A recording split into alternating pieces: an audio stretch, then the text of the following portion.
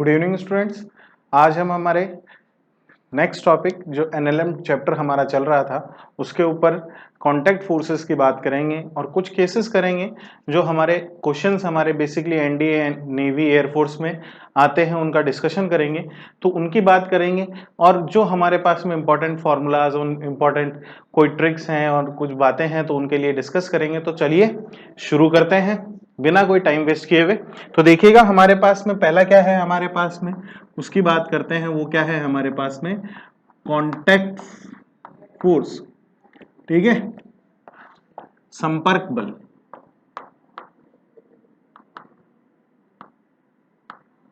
संपर्क बल, अब देखना सर, संपर्क बल का मतलब क्या होता है? जब दो वस्तुएं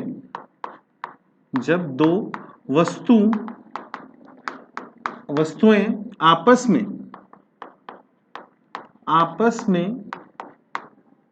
संपर्क में होती हैं, जब दो वस्तुएं आपस में संपर्क में होती हैं तो उनके मध्य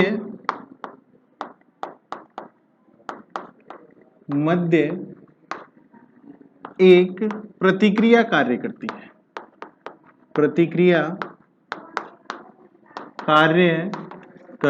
अब देखिएगा हमारे पास में प्रतिक्रिया कार्य कर रही है तो किस प्रकार से हम बात करेंगे। तो मैं दो मासेस का एक ऑब्जेक्ट लेके बात कर रहा हूं।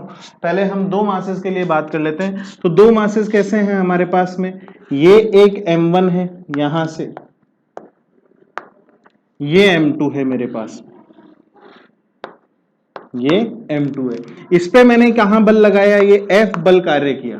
तो इसका फ्री बॉडी डायग्राम मैं बनाऊं तो मेरे पास में F बल लगाऊंगा तो अगर ये इस पे आगे की तरफ ये ए त्वरण से गति करता है तो इस पे हमने तो m1 पे बल लगाया, m2 पे तो लगाया नहीं। तो इन दोनों के मध्य क्या कार्य करने लग गई, एक प्रतिक्रिया कार्य करने लग गई। क्या कार्य करने लग गई बेटा जी? प्रतिक्रिया कार्य करने लग गई। तो m1 ये F फोर्स लगाया तो इसके विपरीत दिशा में एक n लग गई। ऐसे ही ये m2 था, m2 पे n कार्य करने लग गई जिसके कारण ये a एक्सेलरेशन से मूव करने लगे दोनों। तो मेरे पास में F minus n is equals to कितना हो गया, m1a, और इधर n इज इक्वल्स टू कितना हो गया मेरे पास में, m2a। तो मेरे पास में एक्सेलरेशन का मैं फॉर्मूला लिखूं तो मेरे पास में फोर्स अपॉन में क्या हो जाएगा, m1 प्लस m2। तो एक्सेलरेशन वही फॉर्मूला है हमारे पास में, द फोर्स एक्टिंग अपॉन में total mass, sum of total masses का समेशन हमारे पास में फोर्स कहलाता है। तो अगली बात करते हैं हमारे पास में, देखो अगली बात क्या है, ये हो गया। अब तीन का ले लेते हैं, 3 मासेस बॉडी ले लेते हैं, 3 मास बॉडी। ठीक है, अब 3 मासेस की बॉडी का हम बात करने जा रहे हैं तो 3 मास की बॉडी का एक सॉल्यूशन कर लेते हैं, फिर उसके बाद में अगला डिस्कशन करेंगे। तो कॉन्टैक्ट फोर्स में 3 मास की बॉडी है मेरे पास में, ये m1 ले लिया मैंने, फिर मैंने ये m2 ले लिया और फिर ये मैंने m3 ले लिया।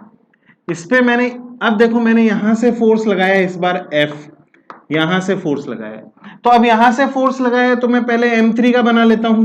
तो मेरे पास में m3 है, ये F फोर्स काम कर रहा है मेरे पास में, तो इसके अपोजिट डायरेक्शन में n काम करेगा कि नहीं करेगा? इधर खींच रहा है तो इधर। अब ऐसे ही फिर ये m2 आएगा मेरे पास में, m2 आएगा तो इधर n1 इधर काम करने लग जाएगा कि नहीं करने लग जाएगा, और n2 इधर काम करने लग जाएगा। अगर ये a एक्सेलरेशन से आगे की तरफ मूव हो रहा है तो ऐसा होगा। फिर लास्ट में मेरे पास में m आ जाएगा, m1 आ जाएगा, जिसमें ये वाला इधर की तरफ कितना काम करेगा, n2। तो इसकी फोर्स इक्वेशन कितनी हो जाएगी मेरे पास में, F minus n1 is equals to m3 है। इसकी फोर्स इक्वेशन क्या हो जाएगी, n1 minus n2 is equals to m2a। ठीक है, और इसकी force equation n2 is equals to कितनी हो जाएगी, m1a। तो इसको आप लोग वैल्यू पुट करके लिखेंगे तो वही फोर्स की इक्वेशन के कारण हमारे पास में एक्सेलरेशन कितना आ जाएगा, एक्सेलरेशन आ जाएगा मेरे पास में F upon m1 plus m2 plus m3, ये एक्सेलरेशन आ जाएगा मेरे पास में। आ जाएगा बेटा जी, कोई दिक्कत तो नहीं है? चलो, यहां से n2 आ गया तो n1 की वैल्यू आप निकाल सकते हो, एक्सेलरेशन आ जाएगा। तो मेरे पास में n1 की वैल्यू कितनी हो जाएगी, n1 is equals to a m2 plus m1। इतनी मेरे पास में नॉर्मल रिएक्शन आ जाएगी। अब यानी दो ऑब्जेक्ट आपस में जुड़े हुए हैं तो उनके बीच में फोर्स लगता है आगे से आगे का, जिसके कारण वो क्या करते हैं, मूवमेंट करते हैं। क्या करते हैं स्टूडेंट्स, मूवमेंट करते हैं। तो वो आगे हमारे पास में आगे से आगे फोर्स का क्या हो जाता है, ट्रांसमिशन हो जाता है। यानी एक जगह से फोर्स ट्रांसमिट होके कहां जा रहा है, दूसरी जगह जा रहा है। अगला जो हमारे पास में केस आता है उसकी बात करते हैं हम लोग। हमारे पास में जो अगला केस है वो क्या है, मूवेबल पुली का। ठीक है सर, स्वचालित घिरनी का। इसको हटा दो स्टूडेंट्स में आपके पास में, इसको हटा दें आप लोग। इसको आपने नोट डाउन कर लिया होगा या फिर आपके पास में देखिएगा, स्क्रीनशॉट ले सकते हैं आप लोग। तो मैं इसको हटा रहा हूं। अब अगला देखिएगा हमारे पास में क्या है, मूवेबल पुली की बात करने जा रहे हैं हम लोग। तो मूवेबल पुली के अंदर हमारे पास में क्या हो रहा है उसका डिस्कशन करते हैं।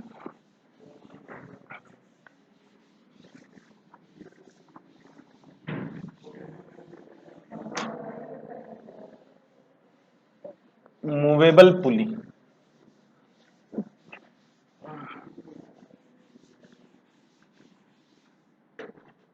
ठीक, किसकी बात करते हैं, मूवेबल पुली की बात करते हैं। हमारे पास में मूवेबल पुली क्या काम करेगी, मूवेबल पुली, इसकी डिस्कशन करते हैं।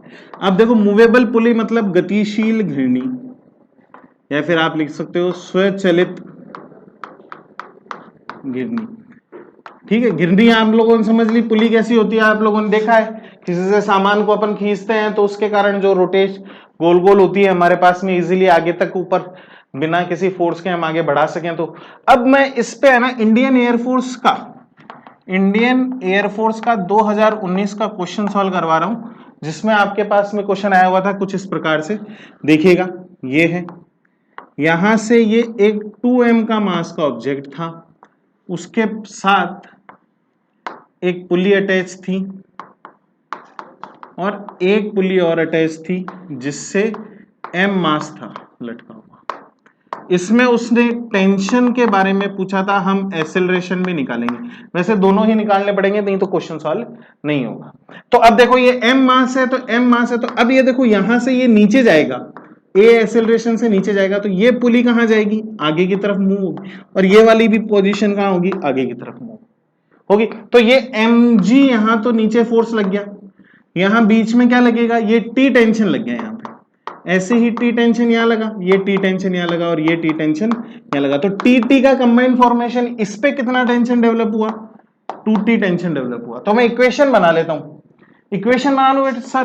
तो यहां से क्या हो गया, mg minus T is equals to M A. ठीक है, अब देखना sir, equation on 2m mass, 2m mass पे बनाओ, तो t 2t is equals to 2ma, a से 2 से 2 कैंसिल, तो t इज इक्वल्स टू कितना बच गया, ma, कितना बच गया, ma।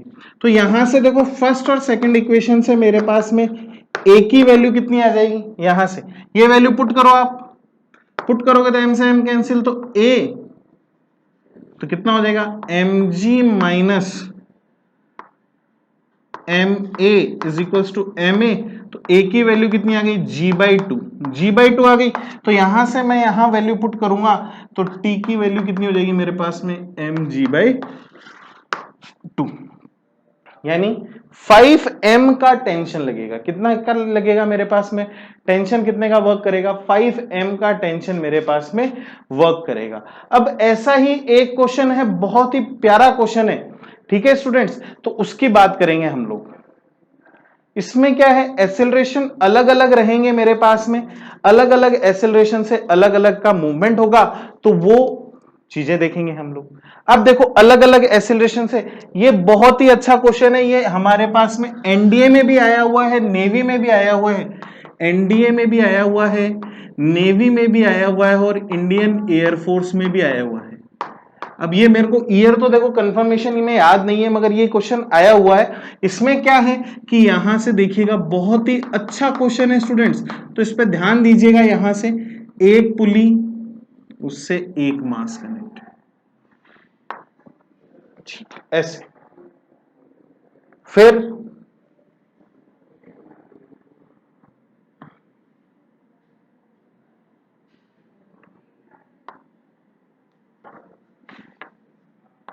और लास्ट में इस पुली से यहां पे एक मास m और ये 2m मास, ये m और ये 2m मास, ठीक है। यहां से अब इसमें उसने क्या पूछा, A1:A2 का रेशियो निकालो। तो A1 हम मानेंगे ये नीचे जाएगी तभी तो ये ऊपर जाएगी, ये तीनों मूवेबल कंडीशन में हो गई। तो ये नीचे A1 एक्सेलरेशन से जा रही है और ये ऊपर मेरे पास में किस एक्सेलरेशन से जाएगी, A2 एक्सेलरेशन से, क्योंकि अलग अलग नेचर के टेंशन लगेंगे। तो यहां से देखो इसके ऊपर नीचे की तरफ फोर्स कितना लग जाएगा, mg, ये टेंशन T लग गया, इधर T लग गया, T, तो ये मेरे पास में T लग गया। इस T के कारण इधर टेंशन 2T लगा तो इधर भी कितना लगेगा, 2T। अब ये 2T कितना हो गया, 4T, तो इधर कितना लग गया मेरे पास में 4T, तो इधर भी कितना लगेगा 4T। कोई दिक्कत स्टूडेंट्स, यहां पे 4T हो गया मेरे पास में, ये टोटल एक्सेलरेशन हो गया। तो मेरे पास में यहां से इक्वेशन में बनाऊं तो मेरे पास में देखो, यानी मेरे को क्या पता चल गया, A1:A2 का जो रेशियो है, या इन दोनों का जो रेशियो है, वो मेरे पास में रेसिप्रोकल होगा किसका, T2:T1 का। दोनों का टेंशन दोनों पे जितना है उसका अपोजिट कर देंगे तो वो मेरे पास में क्या आ जाएगा, एक्सेलरेशन आ जाएगा। तो देखो इसका एक्सेलरेशन कैसे निकालेंगे हम लोग, mg minus T is equals to A1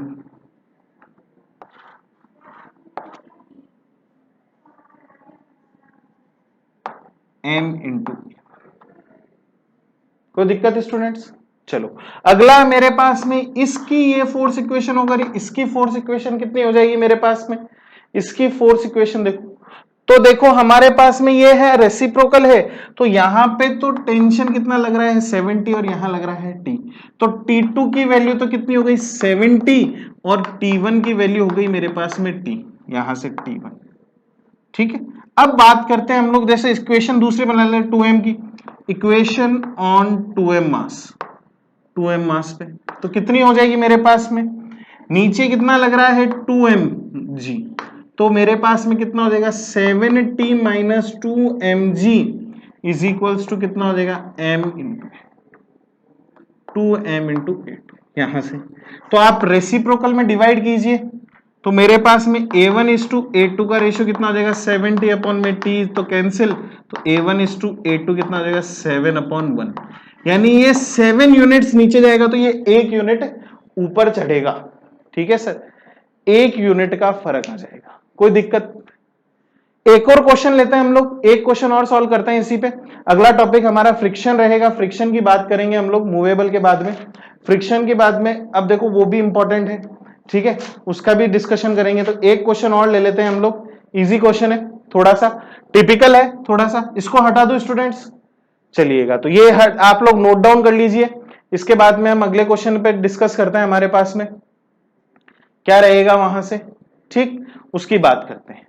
कोई दिक्कत तो नहीं है किसी भाई को, चलो तो आगे की बात करते हैं। हमारे पास में देखिएगा एक क्वेश्चन है, बहुत ही अच्छा क्वेश्चन है, बहुत बार पूछा गया है मूवेबल पुली में, उसका डिस्कशन और कर लेते हैं। फिर एक फ्रिक्शन हमारे पास में टॉपिक रहेगा, फ्रिक्शन की हम डिस्कशन करेंगे, फ्रिक्शन के बाद में ये चैप्टर हमारे पास में क्लोज हो जाता है, इसके पश्चात आगे के लिए हमारे पास में कुछ भी नहीं बचेगा, ठीक है। ये मूवेबल पुली और ये सारे कंसेप्ट मैंने आपको इसमें करवा दिए हैं, यहां से मेरे हिसाब से और कोई क्वेश्चन आना नहीं चाहिए यहां से, ठीक है स्टूडेंट्स। तो जितना मैं कर पाऊं उतना तो मैं आपके लिए दे रहा हूं, और आगे की बात हम अगले लेक्चर में जरूर करेंगे, अगर कोई बाकी रह जाता है तो उसकी बात करेंगे हम लोग, ठीक है।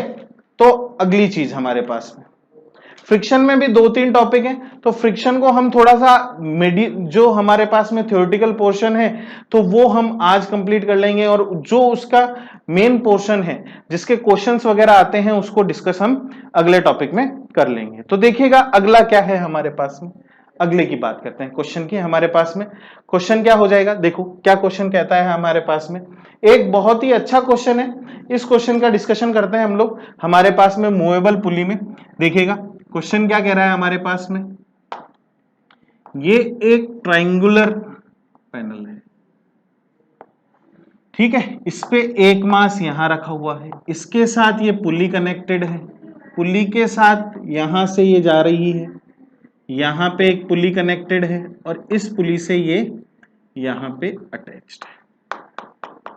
यहां पे मास कितना है मेरे पास में, ये एक मास, ठीक है स्टूडेंट्स। इसकी बात करते हैं हमारे पास में, ठीक, इसकी बात करते हैं हमारे पास में। ये मेरे पास में 12 kg का है, ये 4 kg का है, और ये मेरे पास में ये एंगल कितने डिग्री का है, 30 डिग्री का है, ठीक है स्टूडेंट्स। तो देखो ये 4 kg का है तो 4g नीचे की तरफ फोर्स लग जाएगा और यहां पे 12g नीचे की तरफ फोर्स लग जाएगा, ठीक है। ये मेरे पास में 30 डिग्री का है तो यहां से ये एंगल कितने डिग्री का हो गया, 60 डिग्री का। इसका ये वाला कंपोनेंट कितना हो गया, 4g sin 30। तो इसको सॉल्व करें हम लोग तो 4g इंटू 1/2, तो ये कितना हो गया 2g। इतना फोर्स ये अपोज कर रहा है, ठीक है स्टूडेंट्स। अब ये अपोज कर रहा है तो इसको सॉल्व कर लीजिए आप लोग। यहां से ये t टेंशन है, ये t है, ये भी मेरे पास में t होगा, ये t होगा तो ये 2t से जाएगा। तो इक्वेशन बना लो, मैं ये इधर जाएगा a एक्सेलरेशन से, तो ये भी इधर जाएगा a एक्सेलरेशन से। तो इक्वेशन क्या हो जाएगी मेरे पास में, 12g equation of force on 12 के मास, 12 मास पे, तो 12g minus 2t is equals to कितना हो जाएगा मेरे पास में 12a।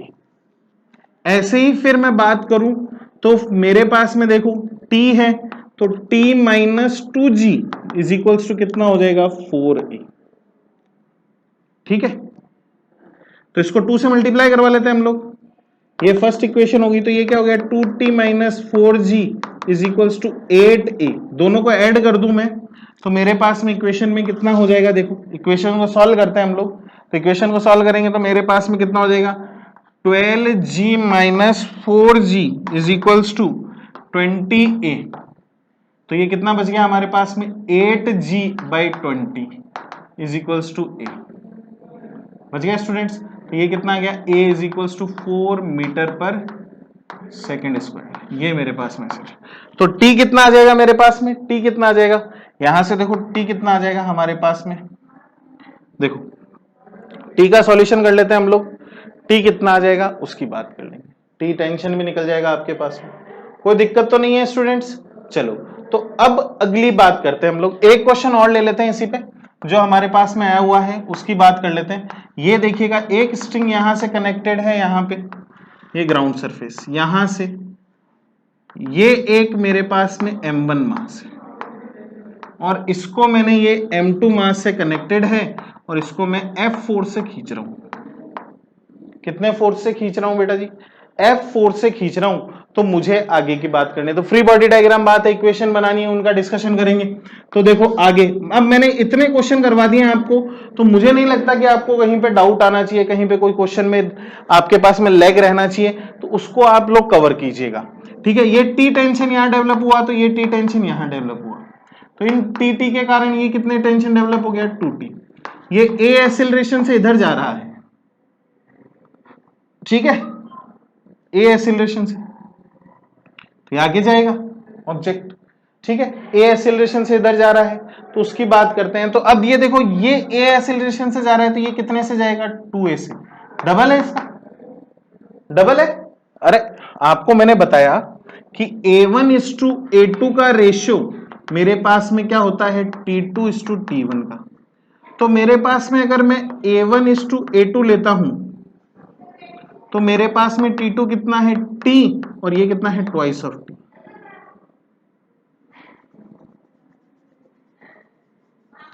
ठीक है, T और ये कितना हो गया ट्वाइस ऑफ T। तो मेरे पास में देखो यहां से कितना हो जाएगा कैंसिल, तो a1:a2 इज इक्वल्स टू क्या आ गया 1/2, यानी a2 is equals to twice of a1, यानी पहले वाला a है तो दूसरे वाला कितना हो जाएगा 2a हो जाएगा, कितना हो जाएगा 2a। बाकी चीजें आप निकाल लेंगे, इक्वेशन बना लेंगे। मेरे हिसाब से आप लोग कर सकते हैं, ये बड़ा ही आसान है। तो उसके आगे की बात करते हैं आप लोग। हमारे पास में अगला जो टॉपिक है उसका डिस्कशन करते हैं। वो हमारे पास में टॉपिक क्या है, जिसे हम कहते हैं एसिड फ्रिक्शन। ये बहुत ही इंपॉर्टेंट टॉपिक है, ठीक है, बहुत इंपॉर्टेंट टॉपिक है। उसकी बात करेंगे हमारे पास में कि फ्रिक्शन से क्या होगा, कैसे हम लोग बात करेंगे, उसकी चीज हम डिस्कस करेंगे। चलो तो अगली बात करते हैं, ठीक है स्टूडेंट्स। चलिएगा, हमारे पास में कितना हो जाता है उसकी बात करते हैं। तो देखिएगा,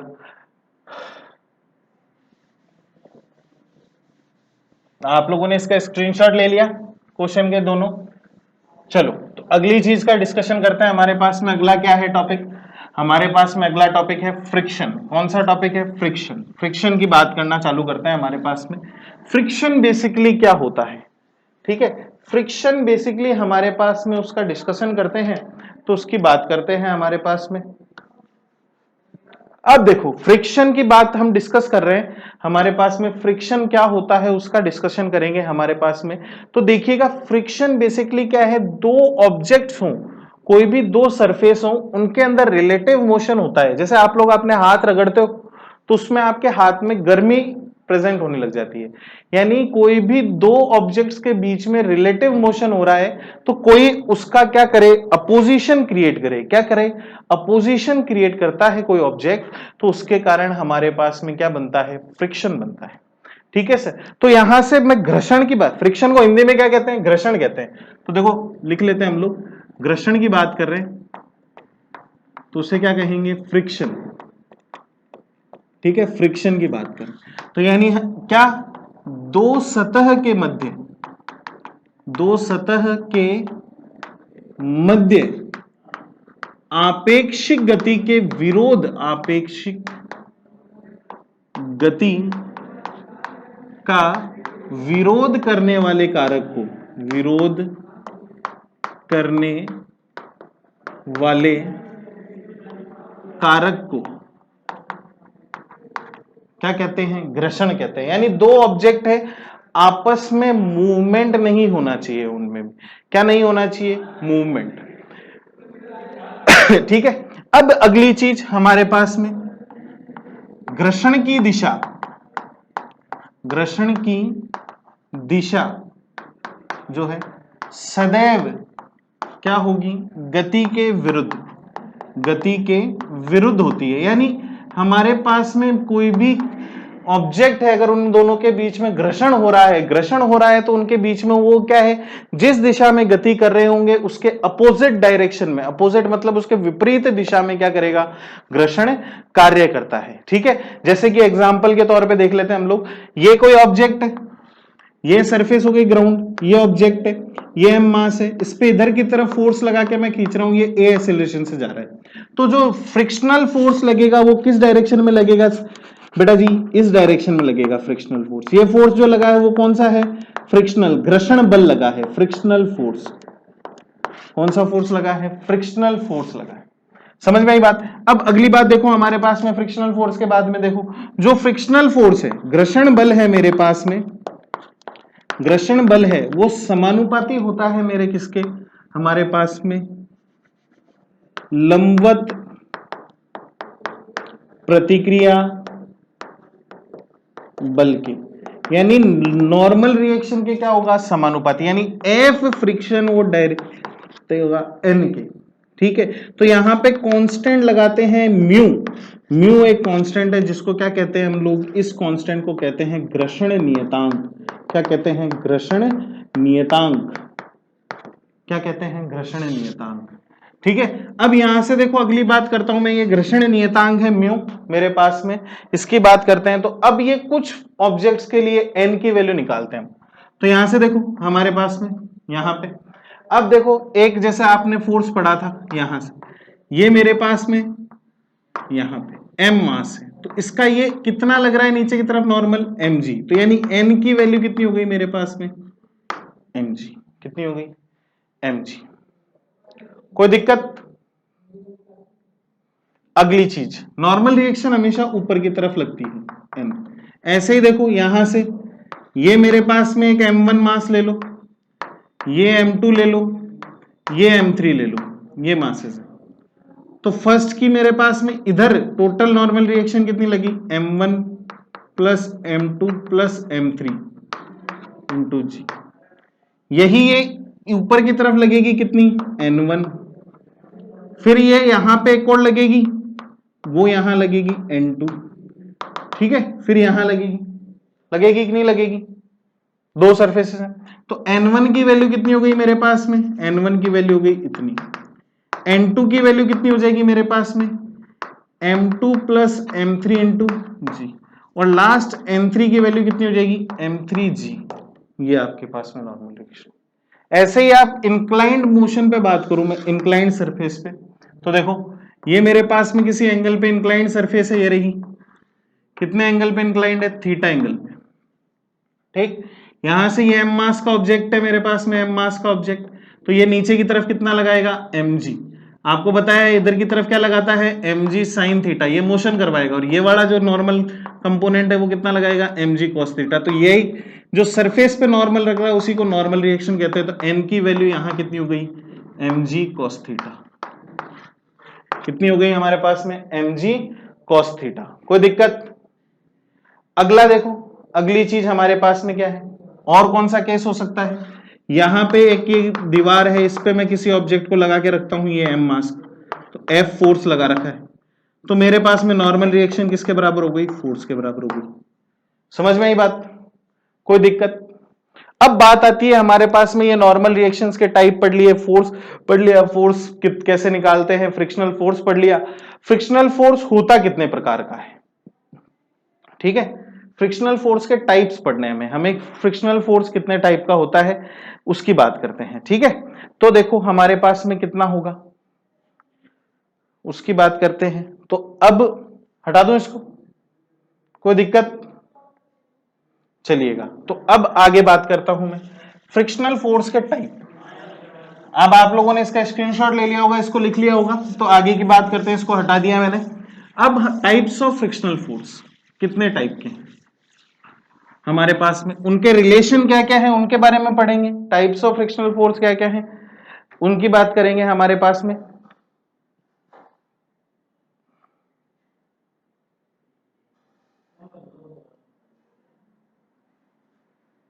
चलो इसको हटा दो।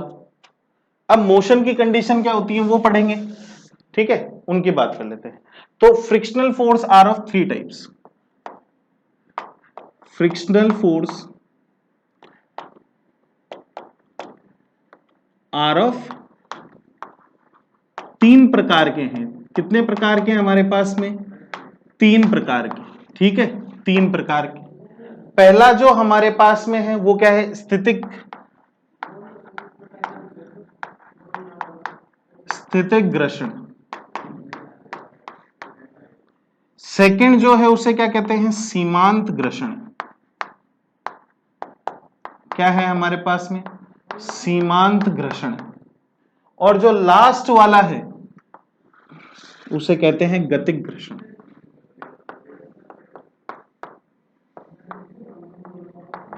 अंग्रेजी में लिखना चाहूं मैं इनको, तो अंग्रेजी में देखो, स्थितिक घर्षण का बात करते हैं हम लोग, स्थितिक घर्षण की बात कर रहे हैं हम लोग। हमारे पास में स्थितिक घर्षण कितना, कितने का होगा, तो उसकी बात करते हैं। तो स्थितिक घर्षण को बोलते हैं स्टैटिक फ्रिक्शन। ये कब लगता है, जब वस्तु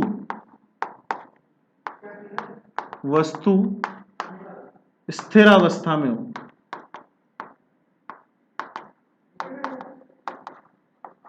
स्थिर अवस्था में हो। सीमांत घर्षण को क्या कहते हैं, लिमिटिंग फ्रिक्शन।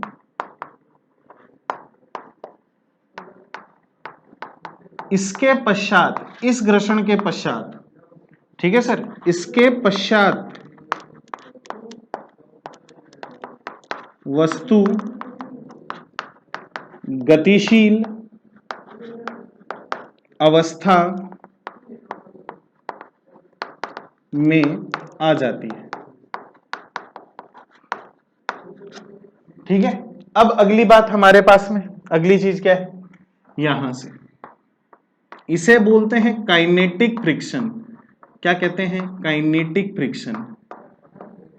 जब वस्तु गतिशील अवस्था में हो, किसमें हो, गतिशील अवस्था में हो, तब उसके दो सतहों के मध्य लगने वाले बल को क्या कहते हैं, घर्षण। जब वस्तु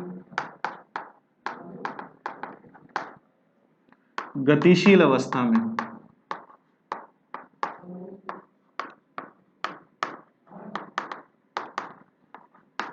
तो घर्षण बल जो लगता है उसको क्या कहते हैं, गतिक। अब यहां पे देखो, यहां पे जो स्टैटिक फ्रिक्शन है एफएस, वो क्या होता है, एफ एक्सटर्नल के बराबर होता है। जितना बाह्य बल आप लगा रहे हो उतना ही वो क्या होगा, स्टैटिक फ्रिक्शन होगा। क्या होगा, उतना ही स्टैटिक फ्रिक्शन होगा। यहां पे सीमांत घर्षण जो होता है मेरे पास में, वो एफ लिमिटिंग का मान होता है मेरे पास में mu into N, mu static into N. ठीक है, अगली चीज काइनेटिक है, तो एफ काइनेटिक का मान होता है म्यू के इंटू एन। म्यू के और म्यू एस का मान लगभग हम समान ही लेते हैं। क्या लेते हैं, लगभग हमेशा समान ही लेते हैं। तो हमारे पास में ये बातें हो गई। अब देखो सर एक और बात कि म्यू एस यहां से आपको याद रखनी है। वैसे तो म्यू एस का जो मान है वो सदैव ज्यादा होता है म्यू के से, म्यू एस का मान सदैव ज्यादा होता है म्यू के से। यदि, अब देखो अगला पॉइंट क्या है, यदि एफ एक्सटर्नल का मान कम है या फिर बराबर है एफ लिमिटिंग के, एफ लिमिटिंग के, तो वस्तु किस में रहेगी, तो वस्तु स्थिर अवस्था में रहती है,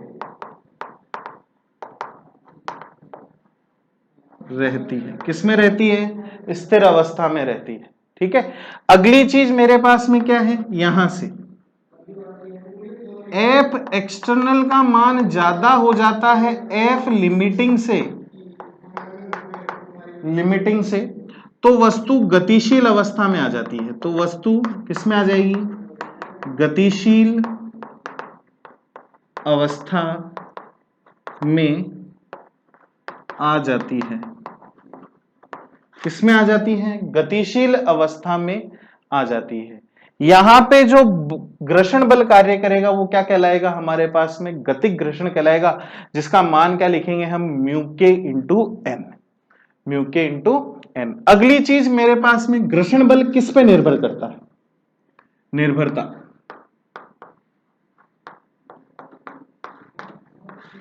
ठीक है, निर्भरता पहली चीज आपके पास में किस पे निर्भर कर रहा है, एन पे, तो यानी प्रतिक्रिया बल पे। किस पे निर्भर कर रहा है, प्रतिक्रिया बल पे। अगली चीज मेरे पास में किस पे निर्भर कर रहा है, सतह के खुर्दता पे। ठीक है, सतह पर किस पे डिपेंड करेगा, सतह पर।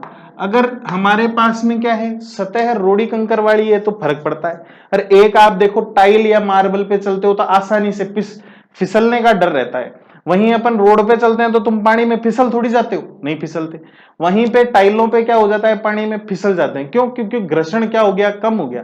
अगर आपके पास में घर्षण नहीं होगा तो आप किसी भी वस्तु के सापेक्ष क्या नहीं कर पाएंगे, आपेक्षिक गति नहीं कर पाएंगे, यानी आपके पास में वो क्या नहीं हो पाएगी। इसी के कारण हमारे जूते के जो सोल है वो घिस जाते हैं, गाड़ी के टायर घिस जाते हैं। तो यानी किस पे निर्भर कर रहा है, सतह पर। सतह यानी उसके म्यू पर निर्भर कर रहा है। किस पे निर्भर कर रहा है, म्यू पर। दूसरा आपके पास में तीसरा पॉइंट, ठीक है, घर्षण किस पे निर्भर करता है, तीसरा पॉइंट आपके पास में क्या है उसकी बात करते हैं। तो तीसरा पॉइंट है आपके पास में एरिया ऑफ कांटेक्ट, संपर्क तल। अंग्रेजी वालों के लिए एरिया ऑफ कांटेक्ट बोलते हैं हम लोग। ठीक है, और इसको हम बोलते हैं संपर्क तल, कि कितना संपर्क हो रहा है। एक तो देखो आप अपनी अंगुली को रोड पे रगड़ो तो इस पे दर्द हो, और एक था आपको पटक के रगड़ा जाए तो दर्द किस में ज्यादा होगा, किस में ज्यादा होगा भाई साहब, है आपके पास में किस में ज्यादा होगा दर्द है, बताओ। एक तो आपकी अंगुली को पकड़ के रगड़ा जाए और एक आपको रगड़ा जाए, तो ज्यादा दर्द किस में होगा, हमारे पास में। जितना ज्यादा संपर्क होता है उतना ही ज्यादा हमारे पास में घर्षण ज्यादा हो जाता है। इसीलिए गाड़ियों के टायर गोल बनाए जाते हैं, ना ही त्रिकोण बनाए जा सकते हैं और ना ही स्क्वायर शेप में बनाए जा सकते हैं।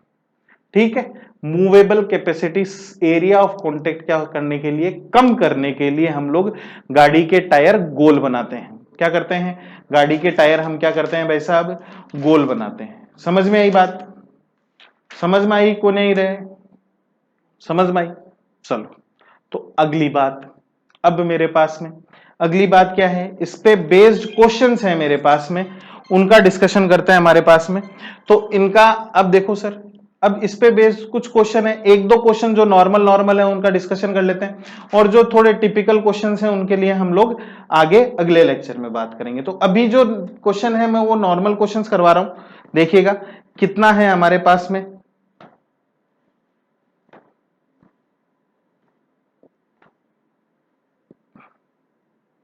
उसकी बात करते हैं।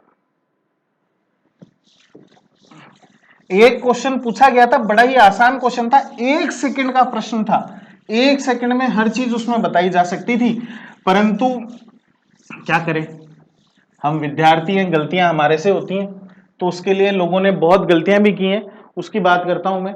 तो एक क्वेश्चन जो हमारे पास में एनडीए में पूछा गया उसकी बात करता हूं आगे के लिए। तो देखिएगा दो क्वेश्चन है, दोनों को सॉल्व कर लेते हैं हम लोग। क्वेश्चन फर्स्ट, ये मेरे पास में एक m मास का ऑब्जेक्ट है, इसके ऊपर फोर्स लगाया गया F, ठीक है सर, इसका FL लिमिटिंग फ्रिक्शन कितना है मेरे पास में, 5 न्यूटन है, ठीक है। फर्स्ट केस, F जो फोर्स है मेरे पास में, फोर्स लगाया गया वो 4.2 न्यूटन का है, और सेकेंड केस मेरे पास में जो फोर्स लगाया गया, यहां से जो फोर्स लगाया गया मेरे पास में वो कितने न्यूटन का है, 5.4 न्यूटन का है। In which condition the body is in moving condition, कौन से वाली कंडीशन में बॉडी क्या रहेगी, मूविंग कंडीशन में रहेगी, उसको बारे में पूछा था। अगला क्वेश्चन क्या था मेरे पास में, उसकी बात करता हूं मैं। मेरे पास में अगला क्वेश्चन क्या है कि मेरे पास में F एक्सटर्नल जो लगाया गया, ये मेरे पास में 2 kg ऑब्जेक्ट है, ठीक, इसका म्यू कितना है मेरे पास में, म्यू इज इक्वल टू 0.5 है, और F एक्सटर्नल मेरे पास में जो लगाया गया, ठीक है सर, जो मेरे पास में F एक्सटर्नल लगाया गया है वो कितने का है, 2. F एक्सटर्नल जो लगाया गया है वो एक बार फर्स्ट F एक्सटर्नल लगाया गया हमारे पास में 5 न्यूटन का, और सेकंड एक्सटर्नल लगाया गया मेरे पास में 10 न्यूटन का। एसेलरेशन निकालना है इसमें, हमें क्या निकालना है, एसेलरेशन। तो फर्स्ट क्वेश्चन देखिएगा, फर्स्ट क्वेश्चन सॉल्व कर रहा हूं। फर्स्ट क्वेश्चन के अंदर हमारे पास में फोर्स दिया हुआ है, लिमिटिंग फोर्स दिया हुआ है। तो फर्स्ट में क्या कह रहा है हमारे पास में, the force is less than limiting friction, limiting friction के क्या तो बराबर हो या फिर लेस देन हो, तो इसमें ऑब्जेक्ट क्या रहता है, रेस्ट कंडीशन में। किसमें रहता है, रेस्ट कंडीशन में, यानी वेलोसिटी भी जीरो, एसेलरेशन भी जीरो। ये लो, चलो खत्म बात, समझ में आई बात। चलो सेकंड बात करो, हमारे पास में the force is greater than limiting friction, यानी हमारे पास में लिमिटिंग फ्रिक्शन से ज्यादा है, तो इसमें किसमें रहेगा वो, मूविंग कंडीशन में। क्या रहेगा, मूविंग कंडीशन में, यानी इसका मतलब acceleration is not equal to zero. Acceleration not equal to zero है, तो एफ नेट कितना काम कर रहा है मेरे पास में, 5.4 माइनस 5, तो एफ नेट की वैल्यू कितनी हो गई, 0.4 न्यूटन। तो एसेलरेशन कितना हो गया मेरे पास में, 0.4 डिवाइडेड बाय m, ये मेरे पास में हो गया, ठीक है। अब सेकंड क्वेश्चन देखिएगा, सेकंड क्वेश्चन क्या कह रहा है मेरे पास में, सेकंड क्वेश्चन क्या कह रहा है उसकी बात कर लेते हैं हम लोग, ठीक। सेकंड क्वेश्चन क्या कह रहा है मेरे पास में, 5 न्यूटन का है, ये इतना लग रहा है, तो इसमें नीचे नॉर्मल रिएक्शन कितनी होती है, mg, तो m is equal to 2g, that is 20 newton की नॉर्मल रिएक्शन, ये नॉर्मल रिएक्शन हो गई। तो फ्रिक्शनल फोर्स की वैल्यू मेरे पास में, Fs की वैल्यू कितनी हो गई, 0.5 multiply by 20, that is 10 Newton. कितनी हो गई, 10 न्यूटन हो गई। तो फर्स्ट केस कितना कह रहा है मेरे पास में, फर्स्ट केस कह रहा है कि F एक्सटर्नल की वैल्यू है मेरे पास में 5 Newton, that means F external is less than limiting friction, that means rest condition. कौन सी कंडीशन हो गई मेरे पास में, rest condition. Second point, second point क्या कह रहा है मेरे पास में, अगला अगला क्या कह रहा है यहां पे, यानी एक्सीलरेशन कितना हो गया 0। आपको अगली बात देखो, एफ एक्सटर्नल की वैल्यू दे रखी है 10 न्यूटन पर एफ एक्सटर्नल बराबर है एफ एल के। इसका मतलब ये किस में रहेगा, रेस्ट कंडीशन में रहेगा, क्योंकि हमारे को एफ एक्सटर्नल की वैल्यू ज्यादा चाहिए लिमिटिंग फ्रिक्शन से। तो रेस्ट में है यानी ए इक्वल टू 0। समझ में आई बेटा जी ये बातें? इनमें कोई डाउट आपको, इनमें कहीं पे भी कोई डाउट हो, कैसी भी कोई आपकी क्वेरी हो, वो आप अपने कमेंट बॉक्स में टाइप कर सकते हैं। इसको आप एक बार नोट डाउन या फिर इसका स्क्रीनशॉट ले लीजिए। इसके जो इंपॉर्टेंट प्रॉब्लम्स है, इससे रिलेटेड जो प्रॉब्लम्स है, उनका डिस्कशन हम अगले लेक्चर में करेंगे। हमारे पास में अगला लेक्चर हम फ्रिक्शन का थोड़ा सा लंबा खींचने की कोशिश करेंगे, ताकि हमारे पास में इस पे हम ज्यादा से ज्यादा प्रॉब्लम्स सॉल्व कर पाए। फ्रिक्शन एक बहुत इंपॉर्टेंट टॉपिक है, इस पे बेसिस कुछ और भी टॉपिक्स बाकी है, जैसे हमारे पास में स्प्रिंग का केस बाकी है, उसका डिस्कशन करेंगे। तो अगले लेक्चर के लिए हम बात करेंगे। तो तब तक till then good bye, take care, have a nice day.